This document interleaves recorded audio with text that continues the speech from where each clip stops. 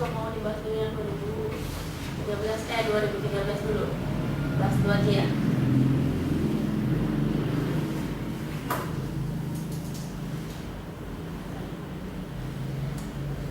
Oke, yang 2013 SBMPTN-nya kita mulai dari nomor 1 ya. Ini ada gambar nomor 1, garis pembatas yang memisahkan Pulau Sumatera, Jawa, Kalimantan, Indonesia bagian timur pada peta di atas adalah pembagian wilayah kekuatan.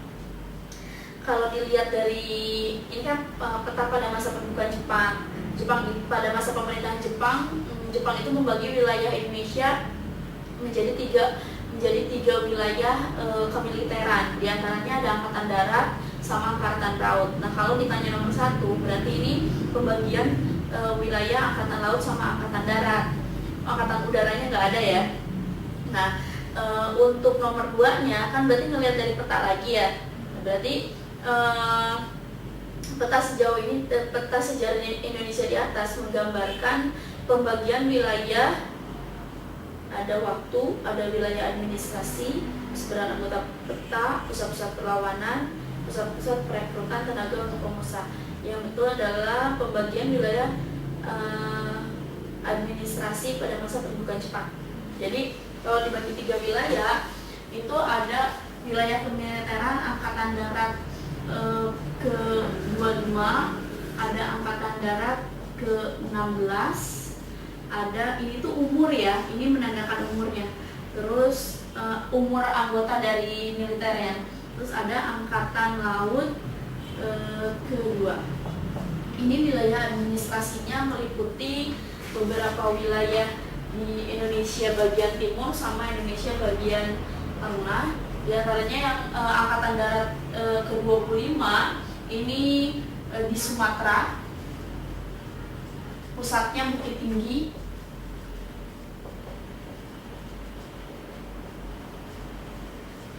Sedangkan angkatan darat ke-16 ini pusatnya wilayahnya meliputi Jawa, Madura.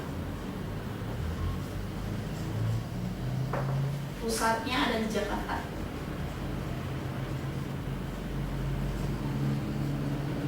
Kemudian untuk angkatan lautnya ini ada di wilayahnya meliputi Sulawesi,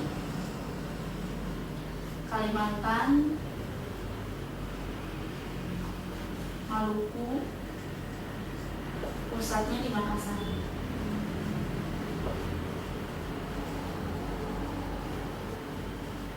Jadi ini 3 pembagian wilayah yang dilakukan oleh Jepang. Kemudian nomor 3, para pejuang pada masa pergerakan nasional menempatkan keberhasilan Jepang mengalahkan Rusia sebagai apa? Inspirasi. Iya, inspirasi tumbuhnya kesadaran nasional. Tuh. Jadi kan ada faktor eksternal, ada faktor internal yang mendorong tumbuhnya kesadaran nasional sampai akhirnya nanti muncul sebuah pergerakan nasional kan. Itu tidak hanya terjadi di Indonesia, tapi di negara-negara Asia Afrika. Gerakan nasionalisme contohnya yang di beberapa negara Asia Afrika itu ada India, Turki, Mesir, kemudian Cina, Indonesia yang terakhir. Nah, untuk faktor eksternalnya salah satunya adalah kemenangan Jepang atas Rusia tahun 1905. Itu akhirnya menumbuhkan semangat buat bangsa Asia Afrika untuk bisa melawan penjajahan. Itu karena memang banyak banget faktornya. Untuk faktor eksternal salah satunya adalah kemenangan Jepang atas Rusia di tahun 1905. Terus ada juga ini lahirnya golongan terpelajar. Kan ketika kalau di Indonesia sendiri itu akibat dari politik etis kan. Ketika lahir golongan terpelajar, kaum intelektual, nah mereka lah yang kemudian akhirnya melakukan sebuah pergerakan mengubah arah perjuangan yang tadinya dilakukan hanya melalui perjuangan fisik, kemudian dirubah menjadi perjuangan diplomatik, nah melalui organisasi pergerakan yang mereka miliki. Terus kemudian faktor berikutnya kalau dilihat dari faktor internalnya dari dalam negaranya itu sendiri, kalau dilihat dari Indonesia ya jelas latar belakangnya karena kemiskinan, penderitaan akibat kolonialisme. Nah itu juga yang hampir sebagian besar dialami oleh negara-negara di Asia Afrika. Contohnya kalau misalnya Indonesia dijajah sama Belanda, sedangkan kalau gerakan Turki Muda atau misalnya gerakan nasionalisme Turki itu melawan kolonialisme Inggris, India juga melawan kolonialisme Inggris, begitu juga dengan Mesir, pergerakannya dilakukan untuk melawan kolonialisme Inggris. Tapi berbeda dengan Cina, gerakan nasionalisme Cina itu terjadi karena awalnya yang diinginkan masyarakatnya adalah sebuah restrukturisasi atau perubahan dalam sistem pemerintahan. Pada saat itu tujuannya adalah untuk menggulingkan kekuasaan dinasti Manchu, karena memang bentuknya masih kekaisaran kan, sampai akhirnya salah satu tokoh yang berusaha untuk memperjuangkan atau melakukan sebuah pergerakan di Cina itu adalah Dr. Sun Yat-sen. Dialah yang nanti memimpin pergerakan nasional di Cina sampai akhirnya kekuasaan dinasti Manchu tumbang. Kemudian berubahlah Cina dari kekaisaran menjadi republik. Jadi awal mulanya dari gerakan nasionalisme yang dipimpin sama Sun Yat-sen tadi, sampai akhirnya nanti Cina berubah menjadi komunisme itu pada masa Mao Zedong gitu. Jadi itu awal bagaimana kemudian kesadaran nasionalisme itu tumbuh. Jadi kalau dilihat latar belakangnya, tidak semua berawal atau dilatar belakangi oleh penindasan karena kolonialisme di beberapa, tapi memang hampir di sebagian besar negara di Asia Afrika karena memang diakibatkan oleh itu ya. Baik, berikutnya pengaruh kemenangan Jepang atas Rusia tahun 1905 adalah apa jawaban kamu? Yang belum jawab. Belum.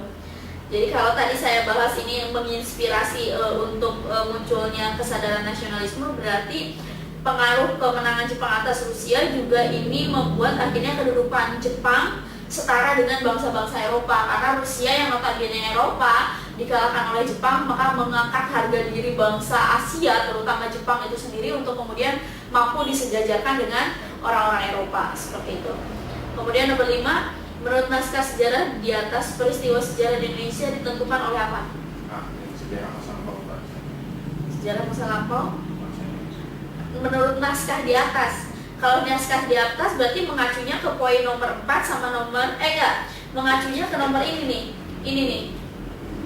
Kan naskah sejarah di bawah ini digunakan sebagai referensi menjawab nomor 3 dan 5. Kita baca ya.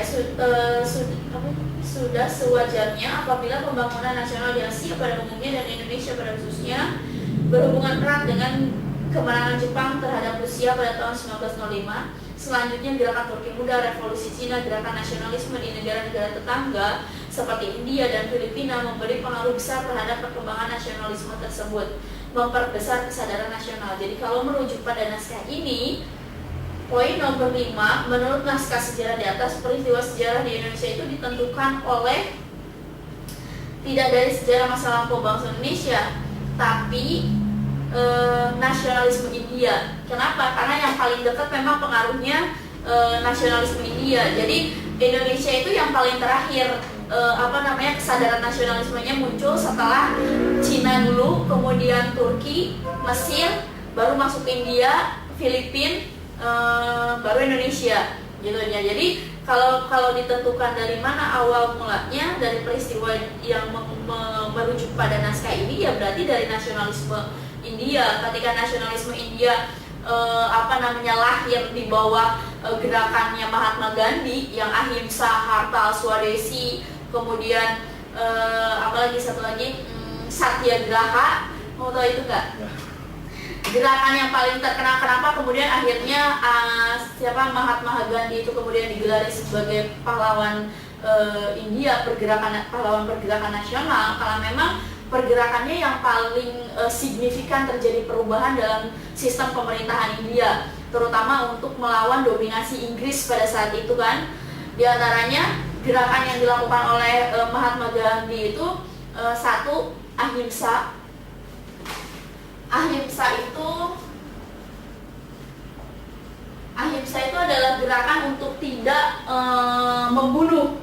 Jadi dalam proses perjuangannya Mahatma Gandhi sama sekali melarang untuk melakukan pembunuhan. Jadi perjuangan bisa dilakukan dengan cara yang lain, tidak melalui perjuangan fisik atau angkat senjata dan membunuh yang menjadi lawannya. Itu ahimsa. Kemudian yang kedua ada satyagraha,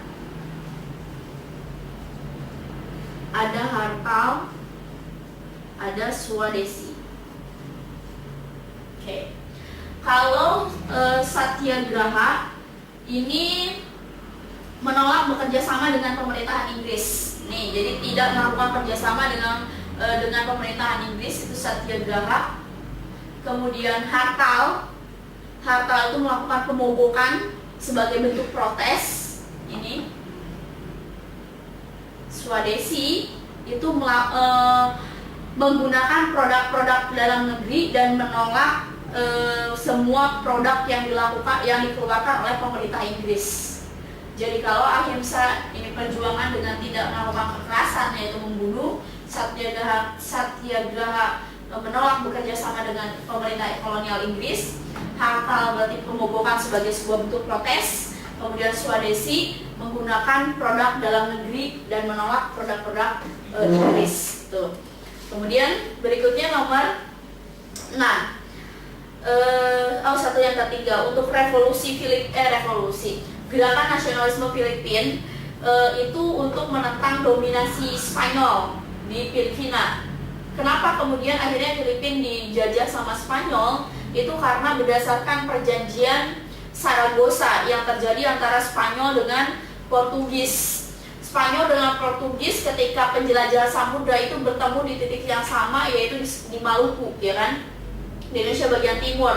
Mereka berebut wilayah Indonesia sampai akhirnya terjadilah peperangan antara Spanyol dengan Inggris, yang akhirnya mengalami kekalahan adalah Spanyol. Maka kemudian ditandatanganilah perjanjian Saragossa yang isinya menyatakan bahwa yang kalah harus menyingkir ke Filipina dan Portugis menguasai wilayah Indonesia bagian timur. Maka praktis berdasarkan perjanjian itu, Filipina kemudian menjadi bagian dari wilayah kekuasaannya Spanyol. Maka kemudian pergerakan nasional yang muncul di Filipina itu adalah untuk menentang dominasi Spanyol.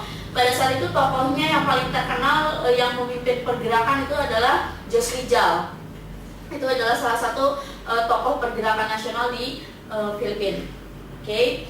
Sebenarnya pelik kalau persoalan Filipina nasibnya tidak seperti Indonesia. Ketika Indonesia ada di bawah pendudukan Jepang, terus kemudian Jepang dibom Hiroshima sama Nagasaki, terus kita punya peluang untuk memerdekakan diri karena memang mengalami vacuum of power di beberapa negara jajahan Jepang termasuk Indonesia. Filipina tidak mengalami itu. Kenapa? Karena ketika Filipina berusaha untuk menentang dominasi Spanyol, terus kemudian beberapa tokoh-tokoh nasionalismenya menerima bantuan dari Amerika Serikat untuk mengalahkan Spanyol di Filipina dan mereka mengiyakan itu, terus kemudian akhirnya Spanyol memang berhasil disingkirkan dari Filipina, tapi kemudian mereka jatuh ke tangan pengaruh yang lain, yaitu Amerika. Artinya gini, Amerika Serikat juga membantu Filipina bukan tanpa pamrih gitu kan, tapi juga mereka menginginkan sesuatu kan, keuntungan yang diperoleh mereka. Maka setelah Spanyol hengkang dari Filipina, kemudian Filipina justru bukan kemerdekaan yang diperoleh, tapi justru dia jatuh ke tangan Amerika Serikat. Makanya kemudian pergerakan nasionalisme yang muncul di Filipina bukan hanya untuk mengusir kekuasaan Spanyol dari Filipina, tapi juga mengusir kekuasaan Amerika. Pasca Spanyol hengkang dari Filipina, maka kemudian pergerakan nasionalisme itu ditujukan untuk Amerika Serikat, seperti itu. Berikutnya nomor 6 ya.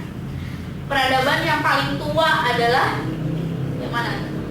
Pulau Kreta. Sebenarnya keenam wilayah ini itu semuanya adalah peradaban kuno, termasuk peradaban kuno Yunani, Romawi, Cina, India. Tapi yang paling tua di antara kelima daerah ini adalah Pulau Kreta. Di mana sih Pulau Kreta itu? Pulau Kreta itu ada di daerah selatan Yunani. Nah, Pulau Kreta inilah cikal bakal dari peradaban Yunani itu sendiri. Peradaban Pulau Kreta disebut atau dikenal dengan peradaban Minoa. Jadi dia lebih dikenalnya peradaban Minoa. Kenapa disebut peradaban Minoa? Minoa itu berasal dari kata Minos. Siapa Minos? Minos itu nama dari raja yang memimpin di kerajaan Knossos. Jadi di Pulau Kreta ada satu kerajaan namanya Kerajaan Knossos, di mana rajanya namanya adalah Minos yang kemudian akhirnya ini dijadikan nama peradaban dari Pulau Kreta, yaitu peradaban Minoa. Peradaban Minoa sendiri itu dibagi menjadi 3 periode. Ini peradaban Minoa dibagi jadi 3 periode besar. Yang pertama bisa kita bagi. Yang pertama adalah Minoa awal, kemudian Minoa Madya atau tengah, dan yang ketiga adalah Minoa akhir. Ini angka tahunnya 3000, yang awal 3400 sampai dengan 2100 sebelum Masehi. Kemudian yang Madya itu 2100 sampai dengan 1600 sebelum Masehi. Kemudian Minoa akhirnya 1600 sampai 1200 sebelum Masehi. Nah, apa yang menandakan dari masing-masing periode? Satu, di Minoa awal peradaban itu ditujukan dengan berkembangnya benda-benda yang terbuat dari tembaga sama perunggu. Ini yang menandakan Minoa awal. Jadi alat-alat yang dihasilkan itu terbuat dari perunggu sama tembaga. Kalau Minoa Madya ini ditandai dengan ditemukannya reruntuhan kerajaan Knossos, dan perkembangannya di sini kita bisa lihat di Minoa Madya itu lagi pesat-pesatnya di bidang kesenian. Jadi yang berkembang di Minoa Madya itu adalah bidang kesenian. Salah satunya bisa dilihat dari reruntuhan kerajaan Knossos yang memang penuh dengan arsitektur yang pada saat itu contohnya misalnya lukisan di dinding gitu ya, atau seni pahat juga itu berkembang di masa Minoa Madya. Kemudian di Minoa akhir sekitar tahun 1600 sampai 1200. Nah, ini adalah masa puncak dari peradaban Minoa itu sendiri. Jadi mengalami perkembangan budaya yang sangat pesat itu di Minoa akhir, sekaligus mengalami kemunduran atau kemandegan gitu. Jadi stagnansi itu terjadi pada masa Minoa akhir sampai akhirnya peradabannya hancur, ya, kolaps gitu. Sedangkan untuk Yunani Romawi, peradaban Yunani dan peradaban Romawi sebenarnya nggak terlalu jauh kalau dilihat dari beberapa peninggalan yang ditinggalkan dari Yunani dan Romawi ya, karena memang ada di satu akar peradaban yang sama atau yang disebut dengan peradaban Helenisme, orang menyebutnya Helenisme itu.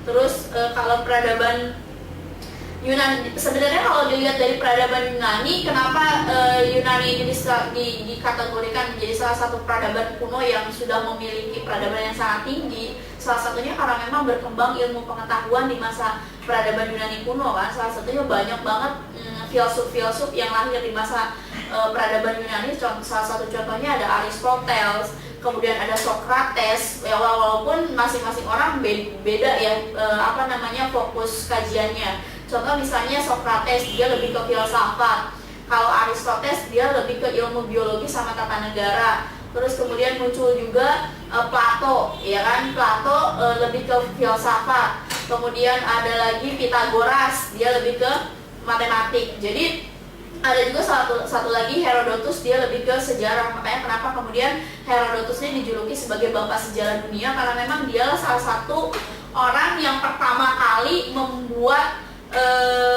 buku atau naskah yang itu benar-benar isinya menunjukkan tentang sejarah peradaban Yunani itu sendiri. Jadi dikategorikan sebagai sejarah ilmu seperti itu.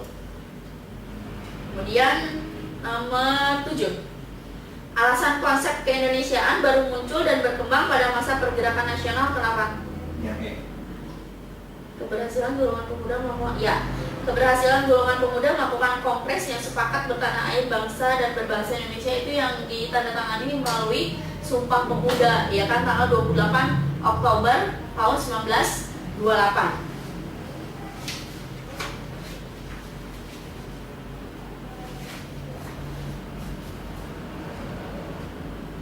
Nomor 8. Alasan stupa Borobudur diakui sebagai warisan dunia, kenapa? Pembangunan bertingkat-tingkat. Enggak. Kalau bangunan bertingkat-tingkat mah banyak. Tapi apa yang membuat dia istimewa dan berbeda dengan yang lain? Kan itu intinya. Pengaruh Buddha dengan budaya asli. Pengaruh Buddha, adanya perpaduan pengaruh Asia Buddha dengan budaya asli. Selain itu, posisi stupa pada setiap kolom bangunan. Nah, yang khas dari Borobudur itu yang tidak dimiliki oleh candi-candi yang lain adalah posisi stupa pada setiap kolom bangunan. Jadi setiap bangunan itu ada stupanya, di mana di dalamnya itu ada patung Budanya kan.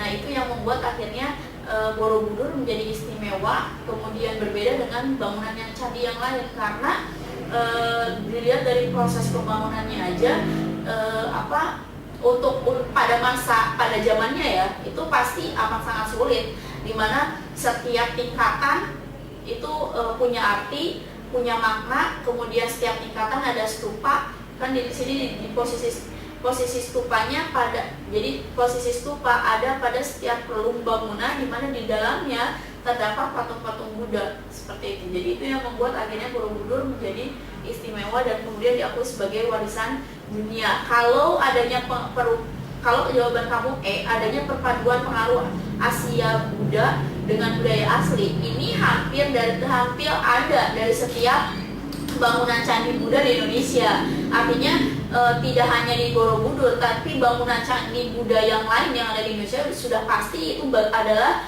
hasil proses akulturasi antara pengaruh Buddha dengan budaya asli Indonesia. Begitu juga misalnya kita lihat di Candi Prambanan, itu juga kan bagian dari hasil akulturasi antara kebudayaan Hindu dengan kebudayaan asli Indonesia kan, seperti itu. Jadi kalau bagian dari hasil budaya, setiap candi itu merupakan hasil akulturasi. Kemudian berikutnya nomor 9. Oh iya, satu lagi untuk Borobudur ini dibangun pada masa Raja Samaratungga dari Kerajaan Mataram. Jadi kalau kita tarik ke belakang mengenai silsilah bagaimana kemudian Borobudur itu bisa dibangun, Borobudur itu sebuah simbol penghormatan terhadap rakyat Mataram yang beragama Buddha. Kenapa? Karena di Mataram itu dia terbagi dua kerajaannya. Ada Mataram Buddha, ada Mataram Hindu. Jadi wilayahnya terbagi dua wilayah kekuasaan. Yang Buddha itu dikuasai oleh dinasti Sailendra. Nama rajanya Samaratungga. Sedangkan yang Hindu, nama dinastinya dinasti Sanjaya. Raja pertamanya Raja Sanjaya. Yang Buddha menguasai Mataram di Jawa Tengah bagian utara, sedangkan yang Hindu ini menguasai Jawa Tengah bagian selatan. Tertukar. Yang ini utara, yang ini selatan. Nah, dua dinasti ini nanti bersatu dengan pernikahan anak dari Sailendra yang perempuan yaitu Pramodawardhani dengan keturunan keturunan dari Sanjaya yaitu Rakai Pikatan. Ini ada perempuan namanya Pramodawardhani. Jadi sekali lagi Mataram yang terpecah wilayahnya jadi dua, ini cuma wilayah administrasi ya, wilayah kekuasaan saja, tapi pada kenyataannya mereka mampu hidup berdampingan. Artinya tidak saling mengalahkan, tidak saling menguasai gitu kan. Mataram terbagi menjadi dua dinasti, ada dinasti Sailendra, dinasti Sanjaya. Dinasti Sailendra raja pertamanya Samaratungga, sedangkan dinasti Sanjaya raja pertamanya Sanjaya. Dia punya keturunan yaitu Rakai Pikatan laki-laki, sedangkan Samaratungga punya keturunan Pramodawardhani perempuan. Si Pramodawardhani ini kemudian nanti dinikahkan dengan Rakai Pikatan. Ibaratnya ini pernikahan politik untuk menyatukan dua kerajaan yang terpisah. Nah, ketika ini berhasil dipersatukan dengan pernikahan kedua anak dari Samaratungga dan Sanjaya sebagai sebuah bentuk penghormatan dari Samaratungga terhadap rakyatnya yang beragama Buddha, maka kemudian dibangunlah Candi Borobudur pada tahun 1825 Masehi. Ini kemudian untuk menghormati mertua sekaligus menantu dari anaknya, si Rakai Pikatan, maka kemudian akhirnya Pramodawardhani itu mendirikan yang namanya Candi Prambanan, yang notabene itu adalah candi Hindu. Bedanya candi Buddha dengan candi Hindu, identiknya nih, kita bisa identifikasi. Kalau rata-rata bangunan candi Buddha itu panggung, bentuknya bulat, besar gitu. Sedangkan kalau candi Hindu dia bentuknya ramping, menjulang ke atas, atau yang disebut dengan ratna. Jadi dia ramping, bentuknya menjulang ke atas. Itu kan candi Prambanan ya. Kalau bisa bedakan antara Prambanan dengan Borobudur, jelas struktur bangunannya berbeda. Kalau Prambanan dia lebih meruncing ke atas, sedangkan kalau Borobudur dia melebar seperti itu. Jadi itu yang membedakan antara bangunan candi Hindu dengan candi Buddha. Dan biasanya kalau di bangunan Buddha, di akhir dari bangunan paling atas, puncaknya itu berbentuk stupa, sedangkan kalau candi Hindu dia bentuknya ratna, jadi makin mengerucut gitu ya, seperti itu. Ini perbedaan antara candi Hindu dengan candi Buddha. Nah nanti walaupun nanti terjadi penyatuan antara dinasti Sailendra dengan dinasti Sanjaya, pada kenyataannya nanti Mataram juga harus menuai kehancurannya sendiri, sampai akhirnya pusat kekuasaan Mataram yang tadinya di Jawa Tengah itu dipindahkan ke Jawa Timur, karena untuk menghindari selain bencana alam juga menghindari serangan dari Sriwijaya, yang notabene Sriwijaya pada saat itu dipimpin oleh Balaputra Dewa. Dia adalah anak dari Sailendra. Jadi Sailendra itu punya 2 orang anak, yang satu anak dari Selir, yang satu anak dari Permaisuri. Anak Permaisuri itu perempuan, Pramodawardhani, sedangkan anak Selir itu adalah Balaputra Dewa. Selirnya ini berasal dari kerajaan Sriwijaya, sehingga ketika Balaputra Dewa melihat penyatuan 2 wilayah ini dan dia tidak diberikan kekuasaan sedikit pun di wilayah Mataram, maka kemudian dia berkuasa di Sriwijaya. Nah, karena merasa bahwa ayahnya berlaku tidak adil dan bijaksana terhadap pembagian wilayah Mataram, maka kemudian dia menyusun sebuah pemberontakan terhadap Rakai Pikatan pada saat itu, dan kemudian akhirnya Mataram harus hancur karena memang salah satu sebabnya adalah serangan dari Sriwijaya yang dipimpin oleh Balaputra Dewa, yang tidak lain adalah bagian dari keluarga istana itu sendiri. Seperti itu. Oke, berikutnya sistem tanam paksa atau kultur stelsel ini banyak memberikan keuntungan pada kerajaan Belanda, jelas ya, betul. Karena kita udah bahas kan di minggu sebelumnya bahwa kultur stelsel itu terjadi, atau tanam paksa itu terjadi pada tahun 1830 sampai 1870, kurang lebih 40 tahun masa tanam paksa berlaku di Indonesia, yaitu sebagai pencetusnya gambarnya ini dia adalah Van den Bosch, ya kan. Arah kebijakan Belanda pada saat itu kenapa kemudian memberlakukan sistem tanam paksa, salah satunya karena memang terjadi kekosongan kas negara Belanda yang pada saat itu habis, salah satunya karena mendanai peperangan yang dilakukan dengan rakyat Indonesia, salah satunya dengan perang di Penogoro sama perang di Sumatera, yaitu melawan Imam Bonjol.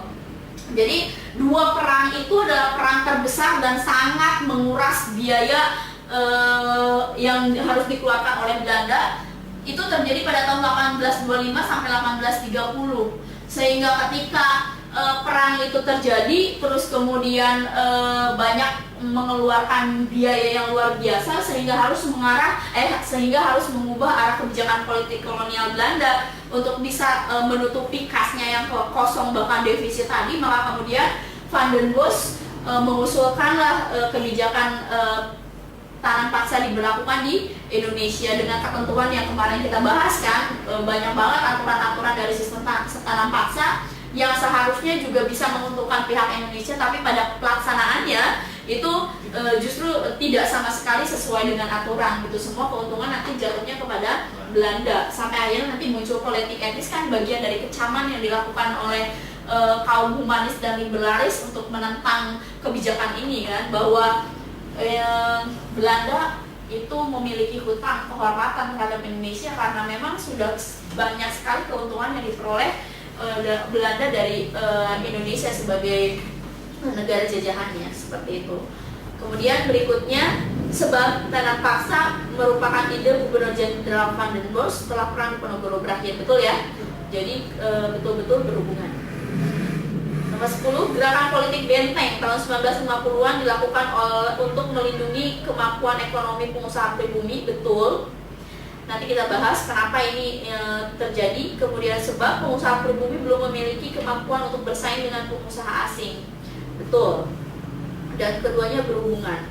Kalau kamu lihat gambar foto di sini, dia adalah Menteri Perdagangan pada era tahun 1950-an, yaitu Sumitro Joyo Hadikusumo. Dia adalah Menteri Perdagangan yang mencetuskan gerakan benteng itu sendiri. Jadi gerakan benteng ini ditujukan untuk mengubah struktur ekonomi kolonial menjadi struktur ekonomi nasional pada saat itu, di mana nanti program yang diusung oleh Sumitro diantaranya adalah untuk menumbuhkan kelas pengusaha lokal atau pribumi supaya bisa bersaing dengan pengusaha, terutama pengusaha Belanda, Cina, ya kan, yang timur jauh, Cina, Arab, India. Terus kemudian meningkatkan ekspor impor, dan yang ketiga adalah memberikan modal usaha pada pengusaha pribumi supaya bisa bersaing dengan pengusaha kolonial. Nah, tapi pada kenyataannya gerakan benteng ini menuai kegagalan. Kenapa? Salah satu sebabnya karena pengusaha pribumi itu pola hidupnya konsumtif. Kebanyakan dari masyarakat Indonesia pola hidupnya konsumtif, sehingga modal usaha yang diberikan sama pemerintah yang seharusnya dijalankan untuk sebuah usaha ini justru dipakai untuk makan sehari-hari, berbelanja, ya artinya hidupnya hedonis gitu, konsumtif. Maka kemudian ini yang terjadi adalah sebuah kebangkrutan pada akhirnya. Tidak, justru usaha yang harusnya dibangun ya dan dimodali oleh pemerintah akhirnya nggak jalan seperti itu salah satu sebabnya. Dan yang kedua, pengusaha pribumi ini kalah mental sama pengusaha kolonial atau pengusaha asing yang ada di Indonesia, sehingga akhirnya ya gagal gerakan benteng yang dicetuskan oleh Sumitro Joyo Hadikusumo ini. Itu. Kemudian nomor 11, dalam merespon masuknya Islam, masyarakat pasca jatuhnya Majapahit terpecah menjadi dua golongan, yaitu golongan yang mau masuk Islam dan golongan yang menolak Islam. Betul. Kenapa? Karena tidak semua, ini kita bicaranya Majapahit, yaitu Jawa Timur ya. Artinya ketika Islam masuk ke Indonesia, kemudian menyebar sampai akhirnya masuk ke Jawa Timur, tidak semua masyarakat Jawa Timur itu menerima Islam. Banyak dari masyarakat Majapahit yang pada saat itu Raja Majapahit yang masuk Islam itu adalah Brawijaya kelima. Dia yang masuk Islam, maka praktis kan biasanya ketika rajanya sudah Islam, maka rakyatnya akan ikut dari agama dari rajanya, seperti itu kan polanya. Nah, tapi banyak terjadi penolakan. Nah, makanya kemudian akhirnya rakyat Majapahit ini terpecah jadi dua golongan. Ada golongan yang memang menerima Islam itu sendiri dan ada yang menolak. Nah, bagi orang-orang yang menolak itu menyingkir ke daerah mana? Bali, Tengger, ya kan? Jadi suku Tengger di situ itu adalah orang-orang yang pelarian dari Majapahit yang menolak Islam dan mereka bertahan dengan Hindunya. Makanya kenapa Bali kemudian hari ini didominasi, bahkan kental sekali kan unsur-unsur kehinduannya, karena memang itu adalah masyarakat awalnya adalah masyarakat Majapahit dari Jawa Timur yang memang bertahan dengan Hindunya kemudian lari ke Bali. Kemudian kalau kita lihat suku Tengger yang ada di daerah dekat Bromo ya, itu juga masyarakat Hindu, bahkan dibangun pura kan di situ ya, karena itu adalah juga bagian dari rakyat Majapahit yang menolak untuk diislamkan. Nah, kalau di Jawa Barat juga sama. Ketika kerajaan Pasundan atau kerajaan Sunda, terus kemudian dia juga kan Hindu ya, sampai akhirnya ketika pengaruh Islam masuk ke Pajajaran atau ke daerah kerajaan Pasundan atau kerajaan Sunda itu, rakyatnya terpecah jadi dua golongan. Ada yang golongan menolak Islam, ada yang golongan yang menerima Islam. Nah, golongan yang menolak Islam ini menyingkirnya kemana? Kalau yang di Jawa Barat menyingkirnya ke daerah Banten. Mereka lah yang disebut dengan suku Baduy. Nah, orang-orang Baduy inilah yang mereka bertahan dengan kepercayaan mereka, yaitu Sunda Wimitan, seperti itu. Jadi untuk nomor 11 pernyataannya benar-benar berhubungan ya.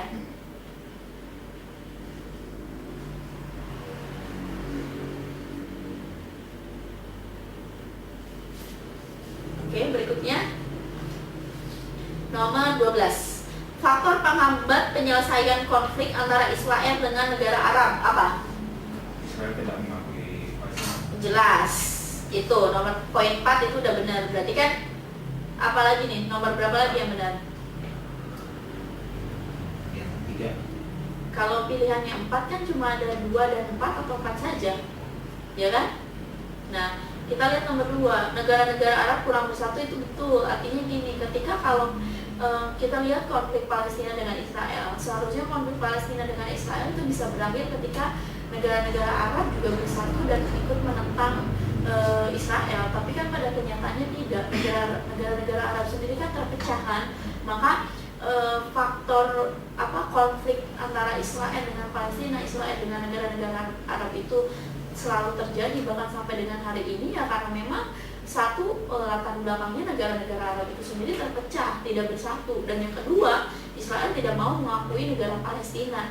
Ya itu betul ya, karena yang mereka menganggap bahwa wilayah Palestina itu adalah tanah suci yang dijanjikan Tuhannya di kitab suci yang mereka punya. Dan Palestina juga diakui sebagai wilayah yang dihadiahi oleh Inggris terhadap Israel. Jadi sebenarnya ada kesepakatan antara Israel dengan Inggris ketika terjadi artinya gini, Inggris itu meminta bantuan kepada Israel untuk menguasai wilayah Timur Tengah, dan dalam kesepakatan itu dinyatakan bahwa ketika kerjasama yang dilakukan antara Inggris dengan Israel itu berhasil untuk menguasai wilayah Timur Tengah, maka kemudian Inggris akan menghadiahkan Palestina kepada Israel. Kan Israel itu adalah orang-orang yang tidak bertanah air kan. Mereka itu melakukan eksodus ke berbagai penjuru dunia kan, karena memang mereka nggak punya tanah kelahiran, mereka nggak punya tanah air, sehingga mereka mencari wilayah yang menjadi tanah air mereka. Dan kalau dilihat dari kitab suci mereka, tanah air atau tanah suci yang dijanjikan Tuhan itu adalah Palestina. Maka sampai kapanpun ya Israel akan merebut wilayah Palestina sampai seluruh wilayahnya akan berhasil dikuasai, seperti itu. Jadi 2 dan 4 benar. 13. Kerajaan Islam yang berkembang di Indonesia bagian timur pada abad ke-16 dan ke-17 adalah Ternate, Tidore, Goa, dan Talo. Kalau bicara kerajaan ya, kan ini kerajaan Islam kan yang ada di wilayah Indonesia bagian timur. Indonesia bagian timur itu adalah wilayah yang memang sedikit sekali pengaruh Hindu di sana, hampir nggak ada malah, ya kan? Wilayah bagian Indonesia bagian timur itu memang tidak terpengaruh oleh agama Hindu, sehingga ketika Islam masuk itu berkembang pesat dalam jangka waktu yang cukup singkat. Salah satu kerajaan terbesarnya yaitu kerajaan Goa dan Talo, Ternate dan Tidore.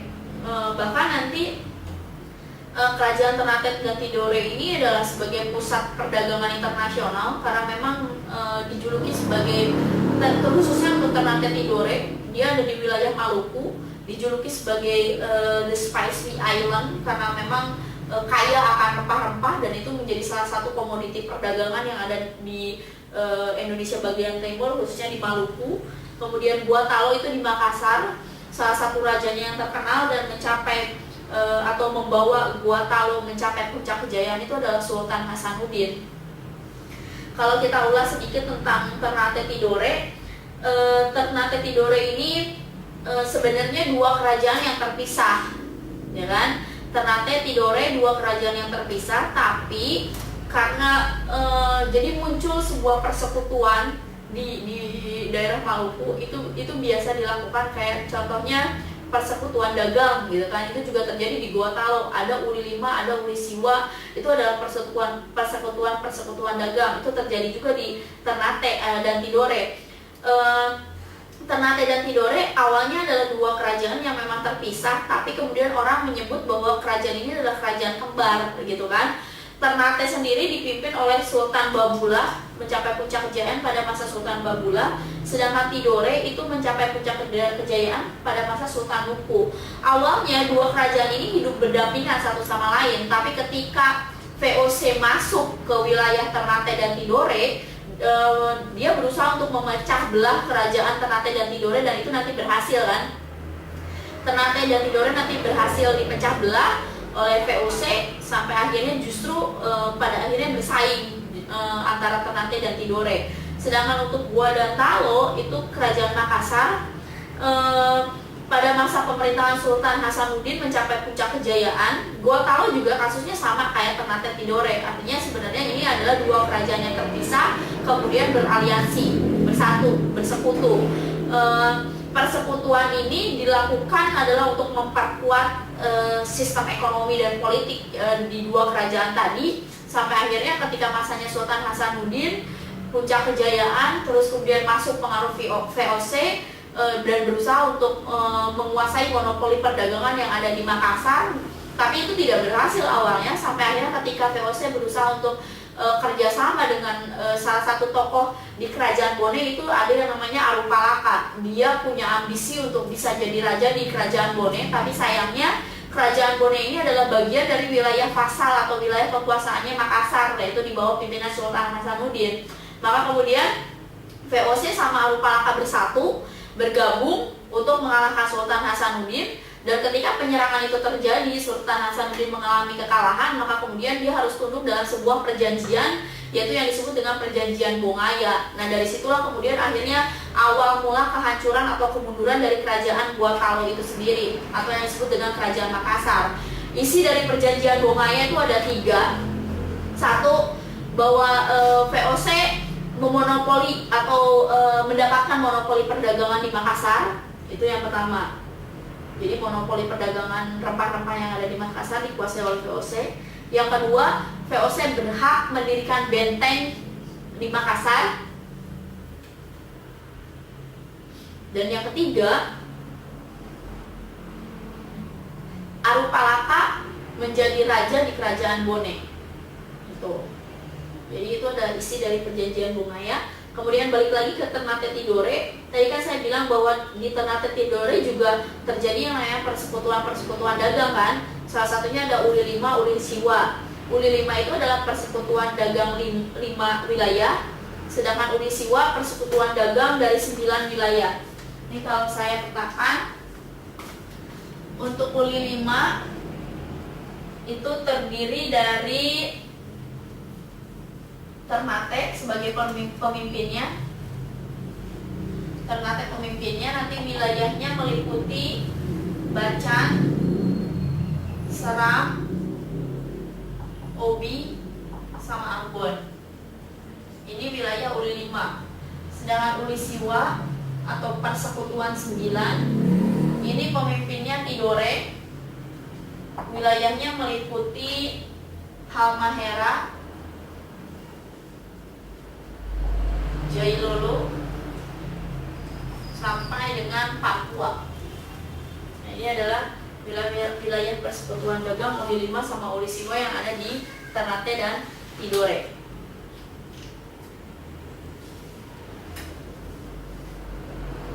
Baik, berikutnya nomor 14.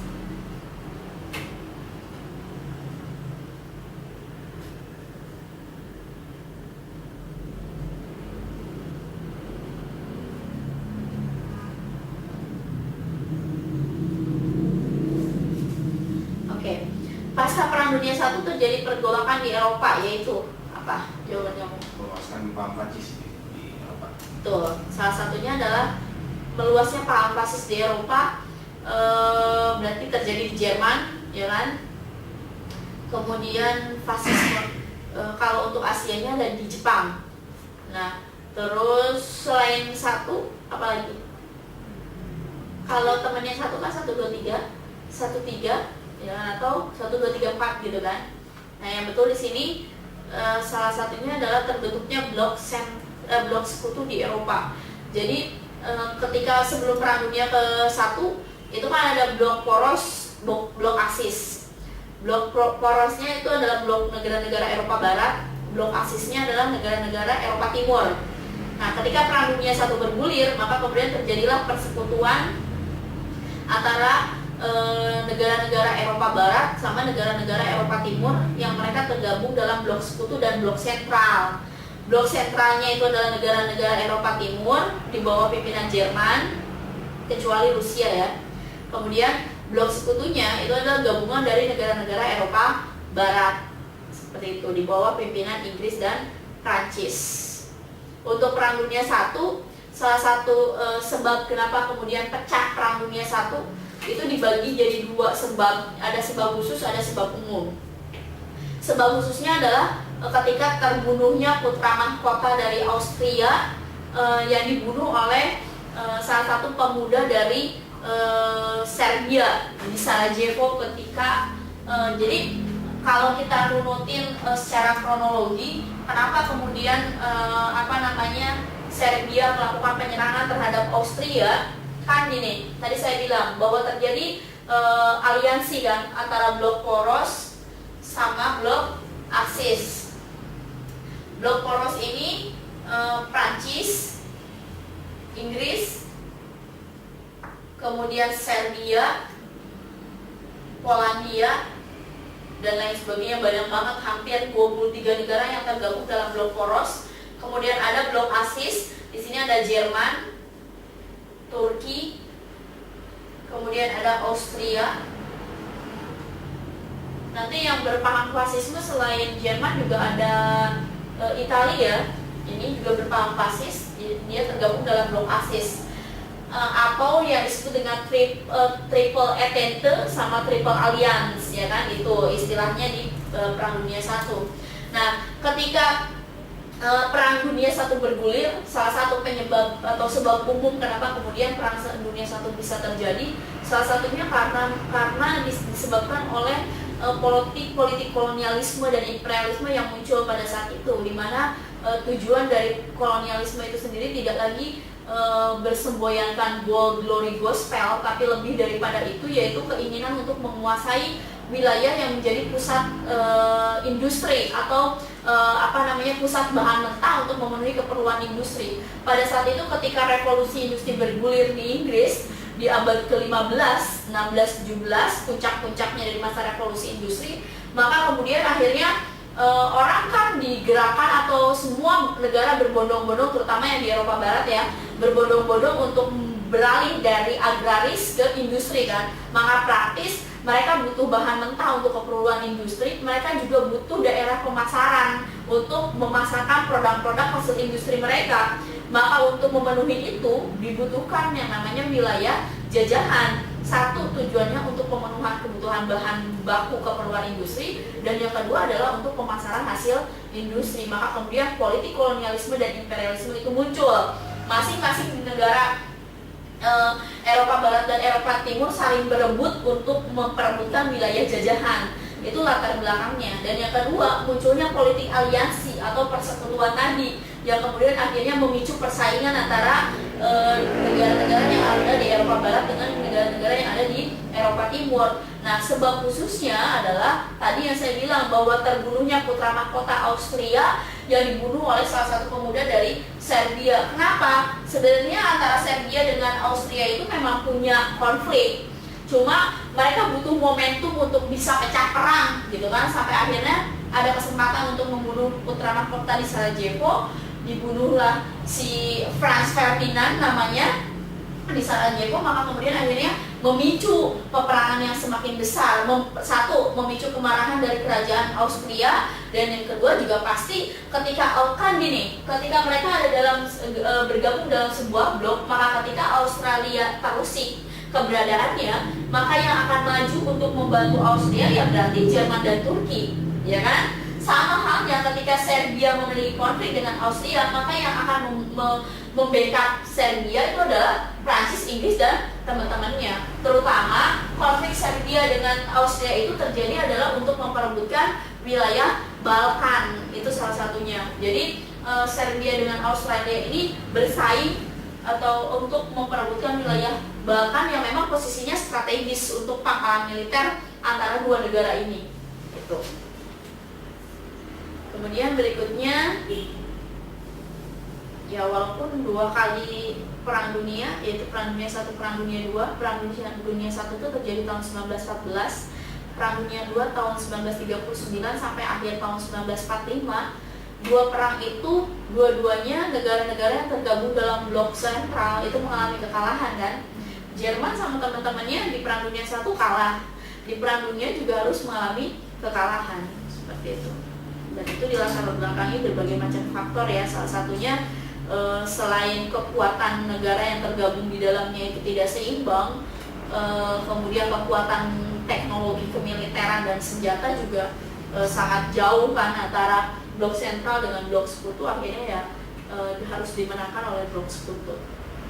Nomor 15, pertumbuhan ekonomi Indonesia saat ini berada di posisi kedua tertinggi di dunia setelah Cina. Pertumbuhan ekonomi Cina tahun 2012 mencapai 8,7%, sedangkan Indonesia 6,4%. Disusul oleh India sebesar 6%, Thailand 5%, Malaysia 4%, serta Filipina dan Singapura 2%. Pertumbuhan ekonomi ini diharapkan dapat dipertahankan baik oleh pemerintah pusat maupun pemerintah daerah. Tugas khusus IMF dan Bank Dunia setelah Perang Dunia II apa? Membiayai ekonomi negara. Ya jelas, tapi negara mana yang menjadi sasaran gitu kan? Gitu, jadi lebih spesifik. Tugas khusus kan ini khusus. Kalau nomor 1 itu secara general, secara umum tugasnya IMF ya membiayai pembangunan ekonomi negara. Tapi yang mana nih yang khususnya? 1, jelas menyalurkan anggaran kepada negara-negara di dunia. Ketiga itu adalah tugas khusus dari IMF. Jadi selain jawaban yang A, juga yang D, 1 dan 4. Benar kan? 1, 4 ada nggak ya? Nggak ada. Sorry, sebentar. Tugas IMF dan tadi yang saya bilang bahwa menyalurkan anggaran kepada negara-negara di dunia ketiga, contohnya Indonesia, India, ya kan, itu termasuk negara-negara dunia ketiga, itu benar. Berarti yang akan umum, berarti nggak termasuk. Yang B, menciptakan stabilitas ekonomi global, itu juga umum. Menciptakan anggaran bagi negara-negara miskin, enggak ya. Jadi jawabannya D saja, 4.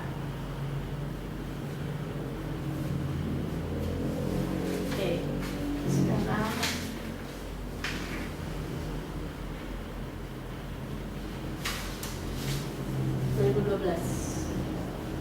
ya, kamu coba 10 menitan ya.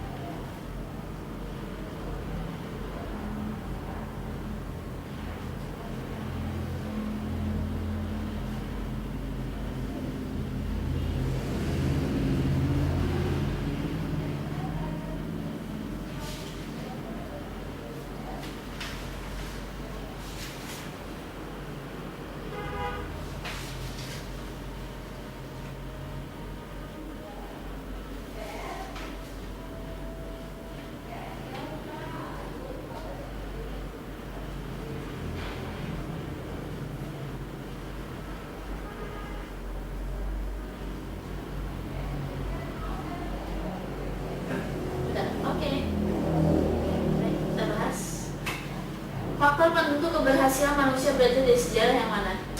Penalaran dan daya ingat. Penalaran dan daya ingat, betul. Jadi kalau pendidikan aja tanpa nalar dan daya ingat itu nggak akan berhasil, ya kan? Sedangkan nalar dan daya ingat ya pasti akan menunggu dari pendidikan dan pergaulan itu sendiri. Kemudian nomor 2, tujuan pembentukan masyarakat ekonomi Eropa itu apa? Melindungi kepentingan negara-negara Eropa. Ya, melindungi kepentingan ekonomi negara-negara Eropa. Jadi MMNEE itu itu didirikan dengan latar belakang salah satunya adalah karena kemiskinan sekaligus kehancuran ekonomi yang terjadi di negara-negara Eropa pasca Perang Dunia Kedua. Salah satunya yang terjadi di Jerman, termasuk negara-negara yang mengalami kekalahan ya, itu hancur ekonominya, juga lahan-lahan pertanian atau bidang agraris juga mengalami kehancuran, produktivitas padi mengalami penurunan. Maka kemudian untuk melindungi kepentingan ekonomi masyarakat Eropa, maka dibentuklah MEI ini dengan tujuan yang tadi mewujudkan integritas masyarakat Eropa dalam bidang ekonomi.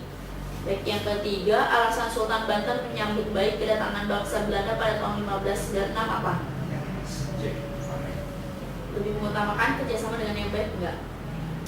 Yang paling tepat itu adalah hubungan Banten dengan Portugis sedang mengalami ketegangan. Jadi diharap kedatangan Belanda ke Banten kan juga sebenarnya awalnya ditentang sama kerajaan Banten, tapi pada akhirnya ketika ketegangan muncul antara Portugis dengan Banten, kemudian Banten berusaha mengusir Portugis di wilayah Banten. Akhirnya ketika kedatangan bangsa Belanda, diharapkan Belanda bisa bantu kerajaan Banten untuk ikut mengusir Portugis seperti itu, dan pada akhirnya kan berhasil kan gitu. Jadi yang tepat adalah berikutnya yang 4, tujuan Insinyur Soekarno menulis Indonesia Menggugat tahun 1930. Indonesia Menggugat ini ditulis di dalam penjara, salah satunya di penjara Sukamiskin di daerah Bandung. Isi dari buku Indonesia Menggugat ini adalah gugatan yang dilakukan oleh Soekarno terhadap pemerintah kolonial Belanda, di mana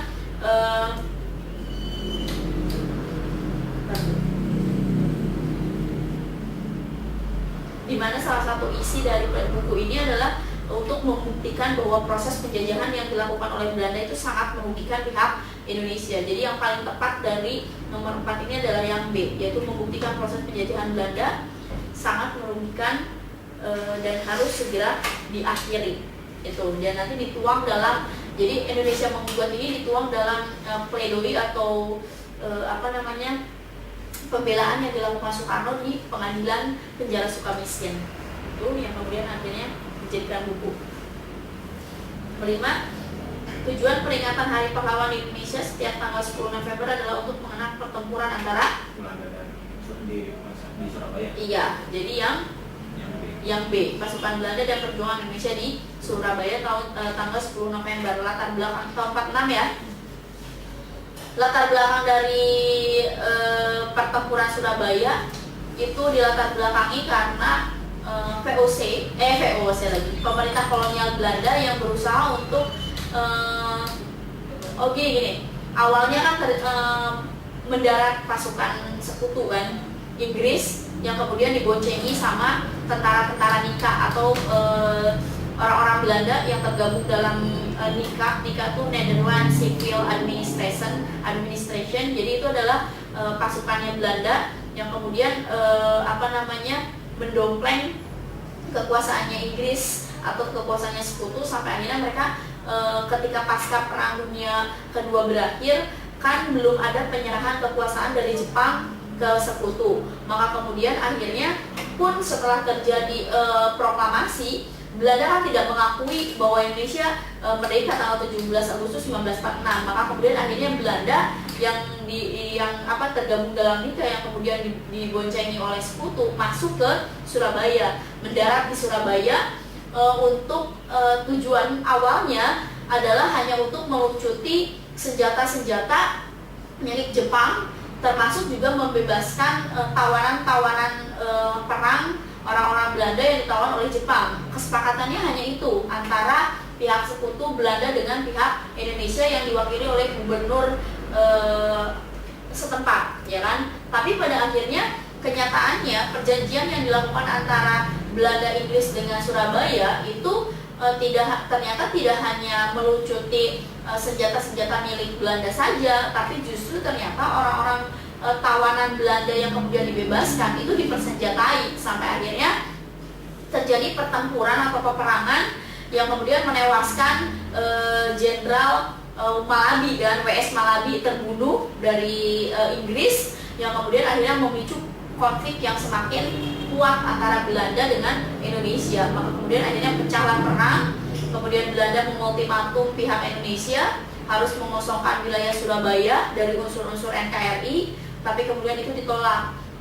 Isi ancamannya menyatakan bahwa ketika Surabaya tidak dikosongkan, maka Surabaya akan digempur dari darat, udara, dan laut. Nah, sedangkan ultimatum itu tidak diindahkan oleh rakyat Surabaya, maka kemudian akhirnya terjadilah pecah perang besar dan menimbulkan korban yang luar biasa banyak. Makanya kenapa kemudian akhirnya 10 November dijadikan sebagai hari pahlawan, karena korbannya sangat banyak sekali, seperti itu.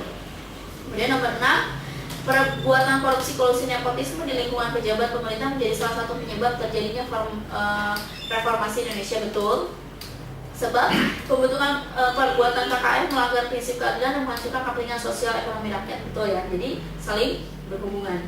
Bangsa Yunani Romawi kuno telah mewariskan dasar-dasar peradaban modern. Tepat, betul.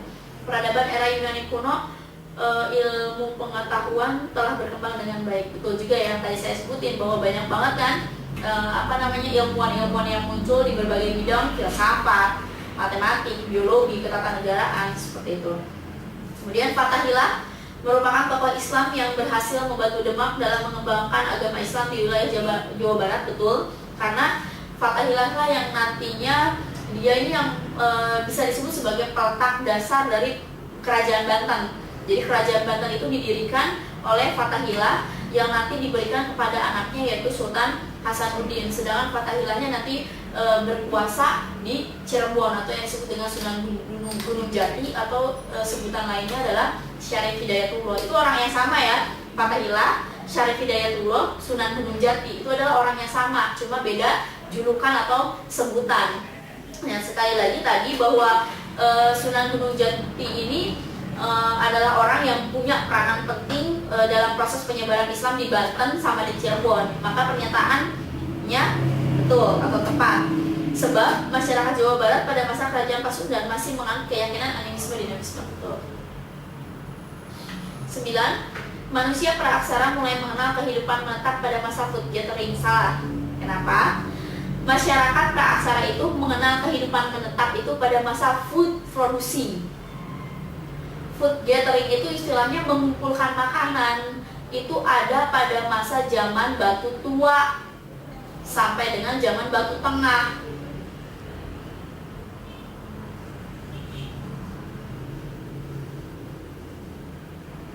Kan saya pernah jelasin di minggu lalu kan, sempat mengulas sedikit bahwa pembagian zaman batu di Indonesia itu dibagi jadi 4 zaman. Batu Tua, Tengah, Muda, Mega atau zaman batu besar. Zaman batu tua Paleolitikum, batu tengah Mesolitikum, batu muda Neolitikum, batu besar Megalitikum. Nah, zamannya food gathering atau mengumpulkan makanan itu ada di zaman batu tua sama tengah, Paleo sama Meso. Sedangkan sedangkan masa menetap, dan ini kan hidupnya berpindah-pindah kan, dia nomaden hidupnya di zaman batu tua sama zaman batu tengah. Dia hidupnya nomaden, pindah-pindah, jadi belum menetap. Makanya kehidupannya food gathering, ngumpulin makanan dari hasil hutan. Sedangkan kehidupan menetap itu baru ada pada masa Neolitikum sama Megalitikum, zaman batu muda dan batu besar. Kehidupannya sudah menetap. Kenapa? Karena mereka sudah memiliki keahlian membuat rumah. Sedangkan di zaman batu tua mereka belum punya keahlian membuat rumah. Hidupnya berpindah-pindah, nomaden dari satu tempat ke tempat yang lain, dan mereka masih sangat tergantung sama alam. Apa yang ada di alam itulah sumber kehidupan mereka. Sedangkan zaman batu muda sampai dengan zaman batu besar dan memasuki zaman logam, mereka udah bisa food producing, memproduksi makanannya sendiri dengan cara apa? Bercocok tanam, beternak, nelayan, ya kan? Nah, itu adalah makanya nanti profesi profesi sebagai nelayan, petani, pengrajin itu muncul, sedangkan di zaman Batu Tua belum ada gitu. Jadi pernyataannya salah, sebab manusia pada masa food gathering sudah mengenal pembagian peran dan pekerjaan, juga salah. Jadi salah-salah. Kenapa? Karena pembagian kerja itu ada pada masa Neolitikum atau zaman Batu Muda. Jadi sudah terorganisir dengan baik. Yang perempuan tugasnya apa, yang laki-laki tugasnya apa, itu ada. Bahkan tadi pembagian profesi pun ada. Ada sebagai pengrajin, petani, nelayan, peternak, ya kan? Itu. Bahkan berdagang pun sudah mulai muncul dengan sistem barter nantinya. Nomor 10, pada abad ke 15-16 terjadi revolusi perdagangan yang mendorong pertumbuhan kapitalisme di Eropa, betul. Ini akibat dari revolusi industri ya. Ketika industri-industri mulai merajalela di Eropa, maka kemudian ini mendorong pertumbuhan kapitalisme di Eropa dalam hal perdagangan. Sebab pada akhir abad ke-15 bangsa Eropa telah menemukan jalur perdagangan ke dunia timur melalui jalur laut, betul. Artinya revolusi industri terjadi dengan pahamnya itu merkantilisme, menumpuk logam mulia sebesar-besarnya dan menumpuk keuntungan sebesar-besarnya sampai akhirnya yang melatar belakangi kemudian bangsa Eropa melakukan penjelajahan dunia ke daerah timur. Selain tadi yang saya bilang bahwa semboyan atau semangatnya adalah Go Glory Gospel kan, untuk memperoleh kejayaan, kekayaan sama penyebaran agama Nasrani. Nah, itu yang menjadi salah satu latar belakang kenapa kemudian bangsa Eropa melakukan penjelajahan samudra, dan kemudian pada akhirnya ketika bangsa Eropa telah menemukan daerah-daerah baru di belahan timur, keinginan yang muncul tidak hanya berdagang kan, tapi ingin menguasai, memonopoli dulu awalnya perdagangan yang ada. Nah, lambat laun tidak hanya memonopoli, tapi keinginan untuk menguasai dan menanamkan pengaruhnya di daerah tersebut. Maka kemudian akhirnya lahirlah kolonialisme dan imperialisme. Itu nomor 10. Nomor 11, bukti bahwa masyarakat Indonesia pada masa Hindu Buddha memiliki kearifan lokal dalam menerima budaya asing adalah Yang 4. Beberapa candi di Indonesia berfungsi sebagai sarana pemujaan kepada leluhur. Kita lihat satu persatu. Nomor 1 dulu ya. Fungsi candi-candi di Indonesia sama dengan fungsi candi di Indonesia. Kan bukti bahwa ini kearifan lokal ya.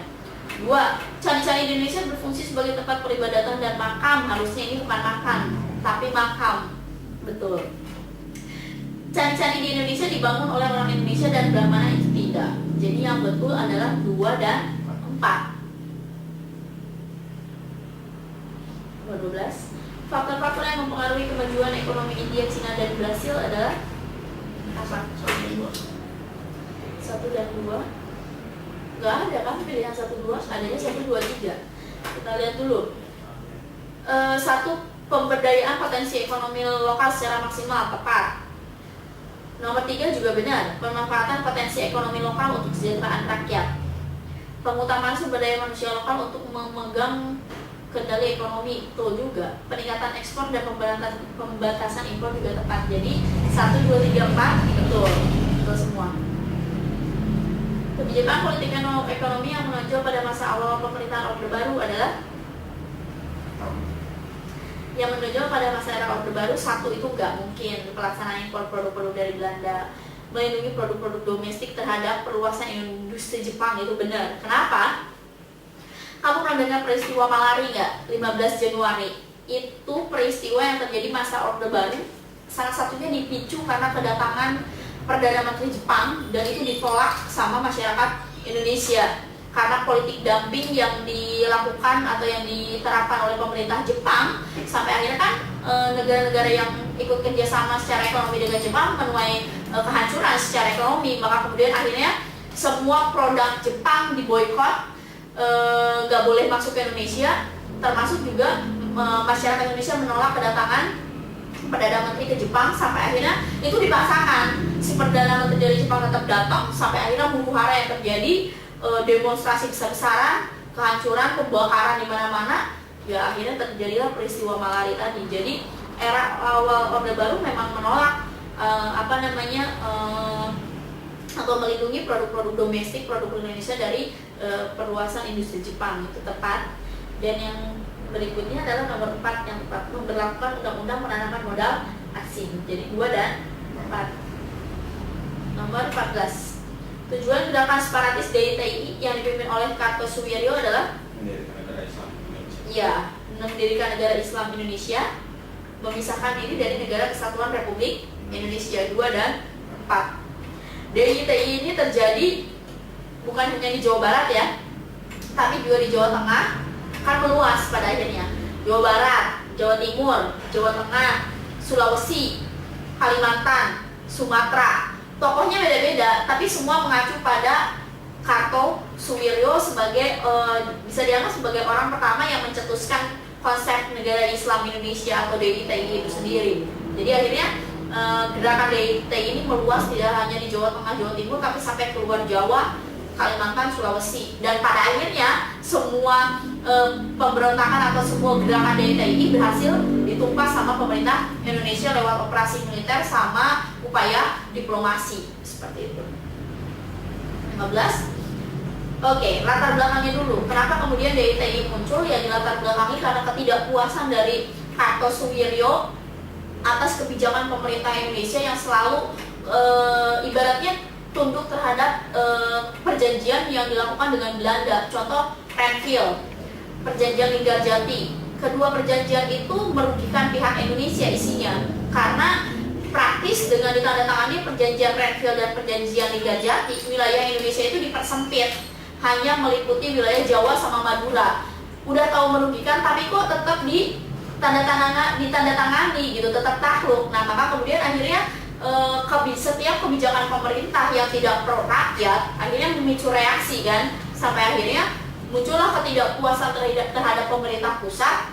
Maka kemudian muncul pemberontakan atau gerakan separatis di berbagai daerah, tidak hanya DITI, tapi ada RMS di Maluku, gerakan Republik Maluku Selatan, ada APRA, kemudian ada lagi PRRI Permesta, ya kan? Terus kemudian ada lagi gerakan Ratu Adil, banyak banget. Ada lagi gerakan Andi Ajis, kan hampir sebagian besar gerakan-gerakan separatis yang muncul di era yang sama ya di zaman ini itu dilatar belakangi atas ketidakpuasan rakyat Indonesia terhadap pemerintahan pusat. Maka kemudian muncullah pemberontakan untuk memisahkan diri dari NKRI seperti itu. Nah, salah satunya adalah DITI yang menghendaki mendirikan negara Islam Indonesia. 15. Faktor yang mempengaruhi perkembangan transportasi di Indonesia adalah 1 dan 3. Tuh, aktivitas perdagangan sama perkembangan industri. Oke, sampai sini ada yang mau ditanyain? Oke, cukup ya. Saya cukupkan sampai di sini. Terima kasih. Assalamualaikum.